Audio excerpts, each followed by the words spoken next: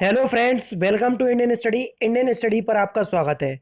दोस्तों, जैसा कि आप सभी लोग जानते हैं कि मैं आप लोगों के लिए डेली बेसिस पे 4 बजे लाइव क्लास चला रहा हूं। लेकिन दोस्तों, आज आपको जो क्लास है वो प्रीमियम में मिलेगी, क्योंकि दोस्तों इंटरनेट जो है वो चल नहीं पा रहा है। इस वजह से मैं आप लोगों के लिए जो क्लास प्रोवाइड करवा रहा हूँ वो आप लोगों को प्रीमियम के द्वारा प्रोवाइड करवा रहा हूँ, जिससे आपको लाइव जैसा ही फील होगा। ठीक है। तो आज मैं आप लोगों के लिए 40 क्वेश्चंस लेकर के आया हूँ, जो कि आपके आने वाले exams UPSI, UP police constable, UP लेखपाल, यूपी बीएड एग्जाम, इन सभी एग्जाम्स के लिए इंपॉर्टेंट है। तो चलिए स्टार्ट करते हैं और देख लेते हैं पहला क्वेश्चन। पहला क्वेश्चन दोस्तों आपके सामने के ऑर्निथोलॉजी विज्ञान के अंदर किसका अध्ययन किया जाता है। हम बात कर रहे हैं ऑर्निथोलॉजी। आपने कई बार पढ़ा होगा और ये बहुत इंपॉर्टेंट क्वेश्चंस भी है। ऑर्निथोलॉजी के अंतर्गत हम पक्षियों का अध्ययन करते हैं। किसका दोस्तों? पक्षियों का अध्ययन जो है विज्ञान की ऑर्निथोलॉजी शाखा के अंतर्गत किया जाता है। नेक्स्ट क्वेश्चन, मायोपिया क्या है? मायोपिया, एक होता है मायोपिया और दूसरा होता है हाइपरमेट्रोपिया। तो दोनों ही आपके इंपॉर्टेंट हैं और दोनों ही आपके एग्जाम में पूछा जाते हैं। तो मायोपिया जो है वो होता है आपका निकट दृष्टि दोष। क्या होता है दोस्तों? निकट दृष्टि दोष, जो कि आंखों से संबंधित होता है। आप सभी लोग जानते हो, निकट दृष्टि दोष के लिए हम अवतल लेंस का प्रयोग करते हैं। ये भी आपके एग्जाम में पूछा जाता है। और एक और होता है हाइपरमेट्रोपिया, जो कि उत्तल लेंस का प्रयोग करते हैं इसको दूर करने के लिए, जिसको हम दूरदृष्टि दोष के नाम से जानते हैं। नेक्स्ट क्वेश्चन, इंडिया हाउस स्थित है कहाँ पर? तो इंडिया हाउस जो है ये लंदन में स्थित है। आप लोग सोच रहे होंगे ये इंडिया में स्थित है। नहीं भैया, ये लंदन में स्थित है इंडिया हाउस। इंपॉर्टेंट क्वेश्चन है बहुत ही ज्यादा, और कई एग्जाम में पूछा भी जा चुका है। जापान की संसद का नाम क्या है? इंपॉर्टेंट क्वेश्चन है, कई बार आपने पढ़ा भी होगा। तो जापान की संसद का नाम है डायट। डायट जो है वो जापान की संसद का नाम है। तीसरा ऑप्शन आपका बिल्कुल करेक्ट है, डायट जो है जापान की संसद का नाम है। नेक्स्ट क्वेश्चन, भारत में पहली रेलगाड़ी किस गवर्नर जनरल के कार्यकाल में चलाई गई थी? आप सभी लोग जानते हैं कि रेलगाड़ी का जो चलन है वो 1853 से स्टार्ट हुआ, और 1853 में कौन से गवर्नर जनरल थे? आपको पता होगा, लॉर्ड डलहौजी। यानी कि तीसरा ऑप्शन आपका बिल्कुल करेक्ट हो जाएगा। कौन सा दोस्तों? तीसरा ऑप्शन आपका बिल्कुल करेक्ट हो जाएगा। और पहली रेलगाड़ी जो है वो मुंबई से ठाणे के बीच चलाई गई थी। ये भी आपको पता होना चाहिए। नेक्स्ट क्वेश्चन, सबसे ऊंची पर्वतमाला कौन सी है? इंपॉर्टेंट क्वेश्चन है बहुत ही ज्यादा। तो अगर हम बात करें सबसे ऊंची पर्वतमाला की, तो देखो आपका जो सही आंसर हो जाएगा वह हो जाएगा, सबसे ऊंची पर्वतमाला तो हो जाएगी आपकी माउंट एवरेस्ट। जी हाँ दोस्तों, माउंट एवरेस्ट जो है वो सबसे ऊंची पर्वतमाला है। दूसरा ऑप्शन आपका बिल्कुल करेक्ट है, जो कि नेपाल में स्थित है। अगर आपसे पूछे कि भारत में स्थित हिमालय की सबसे ऊंची चोटी, तो वो कंचनजंगा, जो कि सिक्किम में स्थित है। लेकिन हिमालय की सबसे ऊंची चोटी है माउंट एवरेस्ट, जो कि नेपाल में स्थित है। तो ये दोनों क्वेश्चंस आपको कंफ्यूजन पैदा करेंगे, लेकिन मैं आप लोगों को बता रहा हूँ कि जिस तरीके से क्वेश्चंस पूछा जाए उस तरीके से आंसर देना है आपको। अगर आपको वीडियो अच्छी लग रही हो तो दोस्तों प्लीज़ वीडियो को लाइक और शेयर जरूर कर दीजिएगा, क्योंकि आपके लाइक और शेयर से ही हमको मोटिवेशन मिलता है, ताकि आने वाले टाइम में हम लोग और अच्छा कंटेंट आपको प्रोवाइड करवा सकें। नेक्स्ट क्वेश्चन, किस मुगल बादशाह ने हिंदुओं पर लगने वाले जजिया कर को समाप्त कर दिया गया था? तो आपका जो सही आंसर हो जाएगा अकबर। लेकिन अकबर ने समाप्त कर दिया था, फिर औरंगजेब ने दोबारा लगा दिया था। लेकिन अकबर के द्वारा जो है ये जजिया कर को समाप्त कर दिया गया था। नेक्स्ट क्वेश्चन से आपका, कि थियोसोफिकल सोसाइटी का प्रचार प्रसार भारत में किसने किया था? इंपॉर्टेंट क्वेश्चन है। तो थियोसोफिकल सोसाइटी का जो भारत में प्रचार और प्रसार जो है ना, ये एनी बेसेंट ने किया था। किसने दोस्तों? एनी बेसेंट ने किया था। दूसरा ऑप्शन आपका बिल्कुल करेक्ट है। भारतीय लघु उद्योग विकास बैंक सिडबी का मुख्यालय कहाँ स्थित है? तो अगर हम बात करें सिडबी के मुख्यालय की, तो सिडबी का जो आपका मुख्यालय है ना, आपका जो सही आंसर हो जाएगा ऑप्शन नंबर ए, लखनऊ में। जी हाँ दोस्तों, सिडबी का आपको फुल फॉर्म भी पता होना चाहिए, कई बार तो आपसे यही पूछ लेता है।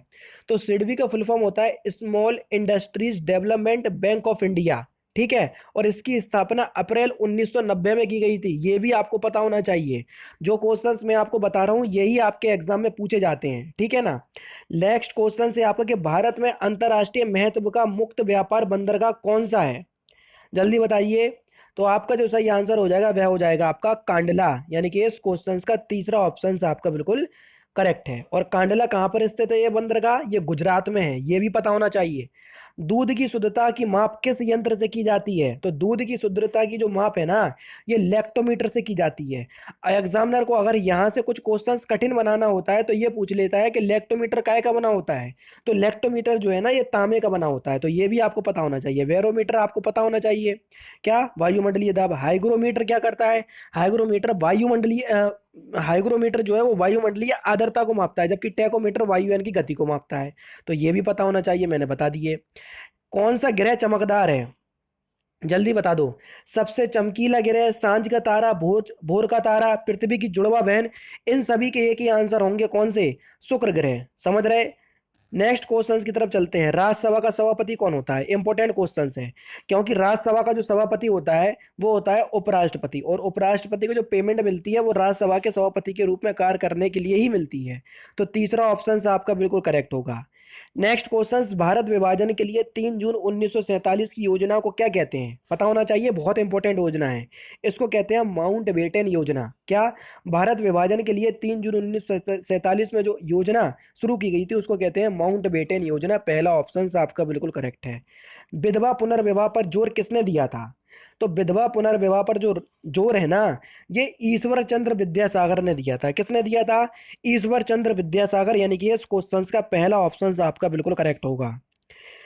व्यक्तिगत स्वतंत्रता के लिए किस शब्द का प्रयोग किया जा सकता है? तो व्यक्तिगत स्वतंत्रता के लिए किस शब्द का प्रयोग किया जा सकता है? तो आपका जो सही आंसर हो जाएगा 16 का हैवियस कॉर्पस, यानी कि दूसरा ऑप्शन आपका बिल्कुल करेक्ट हो जाएगा। इस शब्द का प्रयोग किया जा सकता है। Next question. कैल्शियम किसकी वृद्धि में सहायक है? तो देखो, कैल्शियम जो है, तो कैल्शियम जो है ये हड्डी की वृद्धि के लिए सहायक है, और हरी सब्जियों में मोस्टली आपको कैल्शियम देखने को मिलेगा। अगर फलों में बात करें तो केले में सबसे ज्यादा कैल्शियम होता है। Next question. अरब सागर में गिरने वाली नदी कौन सी है? तो अरब सागर में गिरने वाली नदी है आपकी ताप्ती। जी हाँ दोस्तों, ताप्ती नदी जो है ये अरब सागर में गिरने वाली नदी है। दो नदी हैं, आप सभी लोग जानते होंगे, दूसरी का नाम कमेंट बॉक्स में लिख देना तो मजा ही आ जाएगा।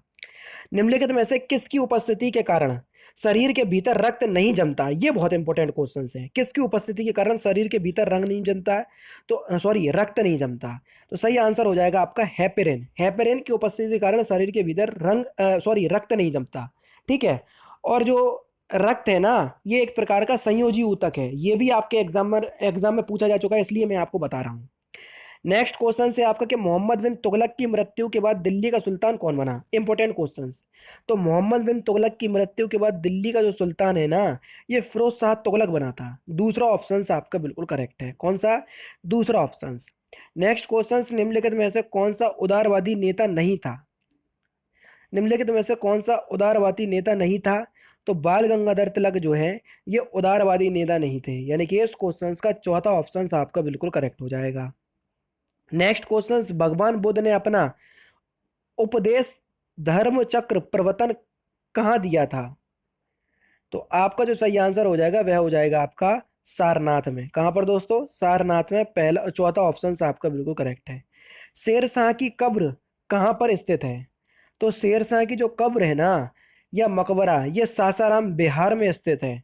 चौथा ऑप्शन आपका बिल्कुल करेक्ट है। कौन सा दोस्तों? चौथा ऑप्शन आपका बिल्कुल करेक्ट है। वैदिक युग में ग्राम समूहों को क्या नाम दिया गया था? वैदिक युग में ग्राम समूहों को क्या नाम दिया गया था? तो आपका जो सही आंसर हो जाएगा क्वेश्चन नंबर 24 का ऑप्शन नंबर सी, विष दिया गया था। क्या दिया गया था? विष। निम्नलिखित में से किसके शासन काल के दौरान होयन सांग भारत की यात्रा पर आया? देखो, हा से हो गया होयंग सांग और हा से हो गया हर्षवर्धन। मैं इस तरीके से याद रखा हूं तो मुझे ज्यादा दिक्कत नहीं होती, तो इसी तरीके से आप लोग याद कर लो। 1905 में गोपाल कृष्ण गोखले द्वारा स्थापित प्रसिद्ध समाज सेवी संस्था का नाम क्या था? तो उस संस्था का नाम क्या था?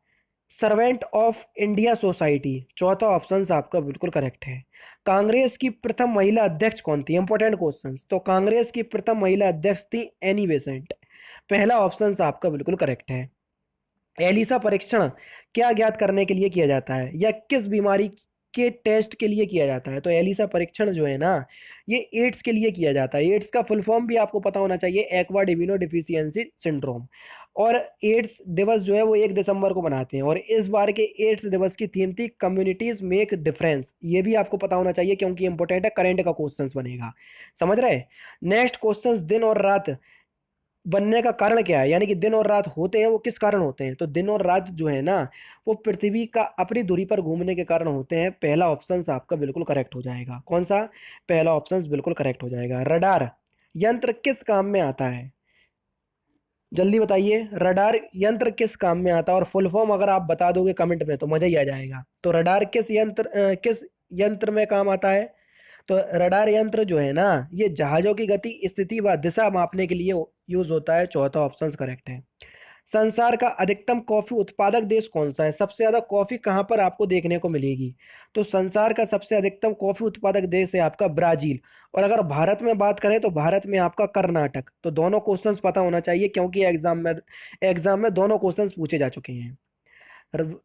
ग्रुप ए रक्त वाले व्यक्ति को किस ग्रुप का रक्त दिया जा सकता है?